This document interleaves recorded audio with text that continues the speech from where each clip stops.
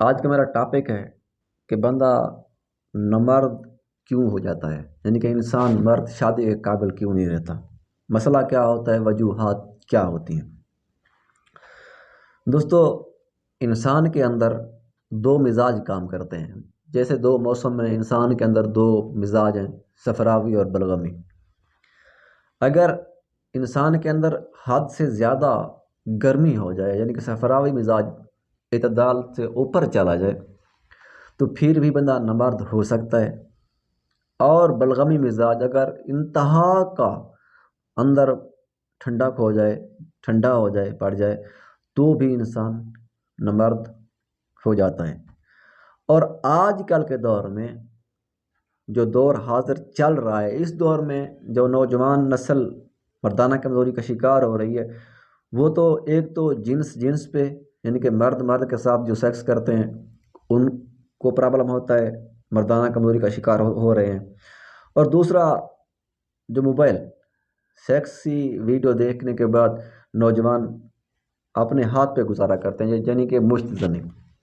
سب سے خطرناک جو ہے وہ مشت زنی ہے۔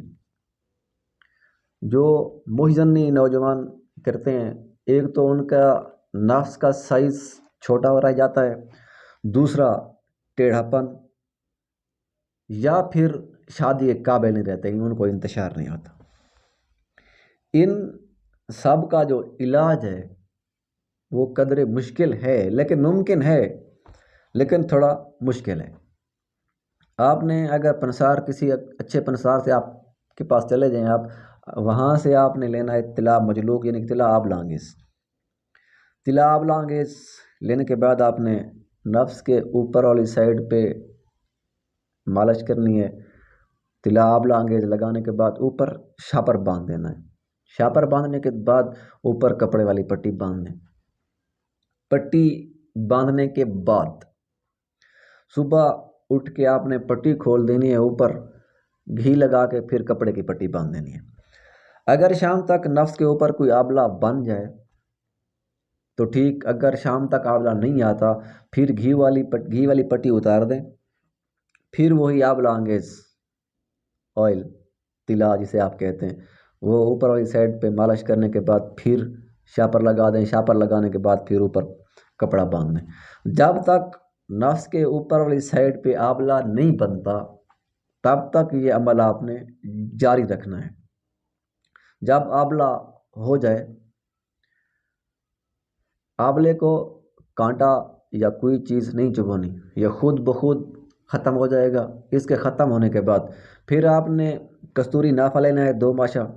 کستوری نافہ 2 ماشا لینے کے بعد اس کو زیتون کے 1 چمچ تیل میں بھگو کے حل کر کے مکس کر کے نفس کے اوپر لگانا ہے، یعنی کہ ان کے 3 پٹیاں کرنے ہیں۔ 2 ماشا کستوری نافہ کے آپ نے 3 پٹیاں کرنی ہیں۔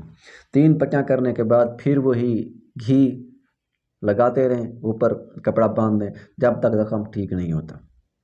انشاءاللہ میں نیکسٹ ویڈیو میں بتاؤں گا آپ کو کہ پٹی کرنے کے بعد آبلہ انگیز طلا استعمال کرنے کے بعد آپ کو کھانے کے لیے کیا چیز استعمال کرنی چاہیے۔